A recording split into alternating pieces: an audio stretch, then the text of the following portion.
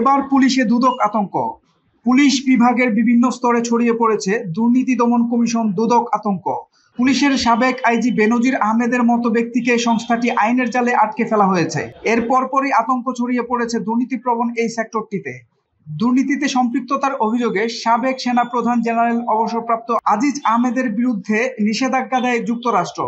অবশ্য এর আগেই সাবেক আইজিপি বেনজির আহমেদের বিরুদ্ধে রচনা করা হয় দুর্নীতির প্রেক্ষাপট। প্রভাবশালী দুই ব্যক্তির হেন পরিণতিতে আইনশৃঙ্খলা বাহিনীতে কর্মরত প্রান্তিক, মধ্য, এমনকি শীর্ষ পর্যায়ের কর্মকর্তাদের শরীরে বইতে শুরু করেছে রক্তের শীতল প্রবাহ। স্বেচ্ছাস্বাধীন দুদক নামক প্রতিষ্ঠানের প্রতি ঘৃণাস্তর ছাপিয়ে বইছে আতঙ্ক। 2 শতাধিক পুলিশ কর্মকর্তার তালিকা দুদকে। দুদকের একাধিক সূত্র জানিয়েছে, যুক্তরাষ্ট্র, আইএমএফ এবং বিশ্বব্যাংকের মতো দাতা সংস্থাগুলোর সন্তুষ্টি কুড়াতেই সরকারের আকস্মিক দুর্নীতি বিরোধী এই অভিযান। অবসরে যাওয়া 2 বাহিনীর প্রধানকে দিয়ে এর শুরু। দুর্নীতি বিরোধী এই অভিযান ক্রমবিস্তৃতি ঘটবে পুলিশের বিভিন্ন পর্যায়ে থাকা দুর্নীতিবাজ কর্মকর্তাদের মধ্যেও। ভুক্তভোগীদের দেয়া অভিযোগ, সংবাদ মাধ্যমের প্রকাশিত প্রতিবেদন, দুদকের নিজস্ব উৎস থেকে প্রাপ্ত তথ্য এবং কয়েকটি গোয়েন্দা সংস্থার তথ্যের ভিত্তিতে প্রণয়ন করা হয়েছে তালিকা। এর মধ্যে কারো কারো বিষয়ে শুরু হবে নতুন অনুসন্ধান। কিছু রয়েছে অনুসন্ধানাধীন, কিছু রয়েছে তদন্তাধীন। উদ্দেশ্য পূরণকল্পে দুদক এরই মধ্যে বেশ কিছু পুলিশ কর্মকর্তার বিরুদ্ধে অনুসন্ধান শুরু, মামলা দায়ের এবং চার্জশিট দাখিল করেছে।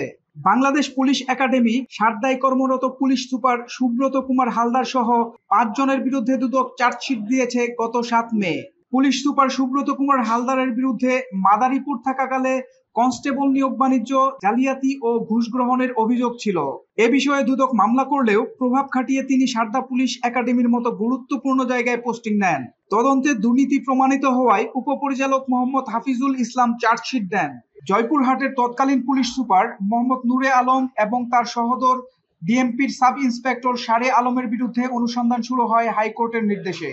পুলিশের অতিরিক্ত ডিআইজি শেখ রফিকুল ইসলাম শিমুলের বিরুদ্ধে অনুসন্ধান শুরু হয়েছে গত 13ই মে। 18 কোটি টাকার অবৈধ সম্পদ অর্জনের অভিযোগে পিরোজপুর মঠবাড়িয়া থানার সাবেক ওসি সৈয়দ আব্দুল্লাহ, তার স্ত্রী এবং শাশুড়ির বিরুদ্ধে 15 জুন মামলা করে দুদক। সর্বশেষ গত 28 মে দুদকের কুমিল্লা সমন্বিত জেলা কার্যালয়ের উপসহকারী পরিচালক মোহাম্মদ ইমরান খান বাদী হয়ে মামলা করেন ট্রাফিক পরিদর্শক জিয়াউল চৌধুরী ও তার স্ত্রী ফারজানা হোসেন রিমার বিরুদ্ধে। এজাহারে তাদের বিরুদ্ধে অবৈধ সম্পদ অর্জন এবং জাল হলফনামা প্রদানের অভিযোগ আনা হয়। সোহেল মাহমুদ, দৈনিক নতুন সময়, ঢাকা।